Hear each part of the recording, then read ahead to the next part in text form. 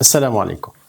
قدمت إحداهن شكوى تقول فيها: نحن 5 شقيقات، أنا أكثرهن ثراء، لكن لا أدري لماذا يأتي أقاربي لزيارة أخواتي بكثرة، وحينما يأتي موعد زيارتي لا يأتي سوى القليل، فهم يزورون أخواتي ال4 كل يوم، أما أنا فلا أكاد أرى إلا القلة، وهم مقصرون جدا في زيارتي، بل ويقطعونني أياما عدة، حتى أن بعضهم لا أكاد أراه مطلقا وكأني سقطت من قاموسهم، والبعض منهم يأتي وبه كسل وخمول غريب، ولهم أعذار غير مقبولة مطلقا. ماذا أفعل؟ أنا أكثر أخواتي عطاء لمن يأتيني، لا أتهم أخواتي بالتقصير أبدا، ولكن الكل يعرف أني أكثرهن عطاء.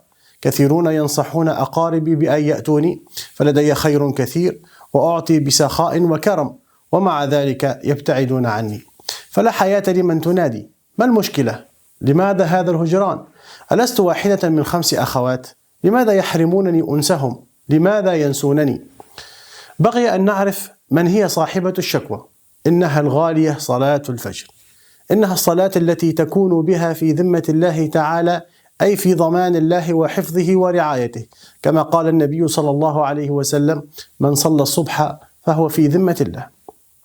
وهي نجاة للعبد من النار، قال صلوات ربي وسلامه عليه: لن يلج النار أحد صلى قبل طلوع الشمس وقبل غروبها، يعني الفجر والعصر.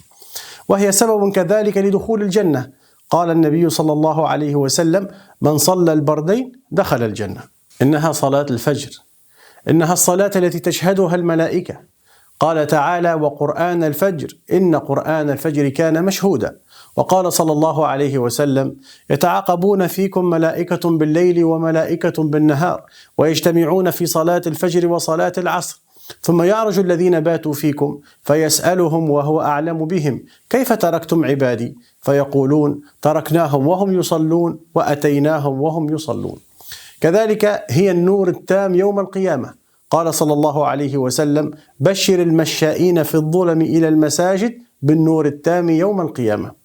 ثم يكتب الله لمن صلاها قيام ليلة، قال صلى الله عليه وسلم: من صلى العشاء في جماعة فكأنما قام نصف الليل، ومن صلى الصبح في جماعة فكأنما صلى الليل كله.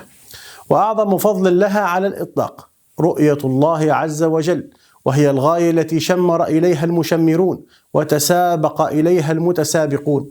قال صلى الله عليه وسلم: إنكم سترون ربكم كما ترون هذا القمر، لا تضامون في رؤيته، فإن استطعتم ألا تغلبوا على صلاة قبل طلوع الشمس وقبل غروبها فافعلوا. ثم قرأ: وسبح بحمد ربك قبل طلوع الشمس وقبل الغروب.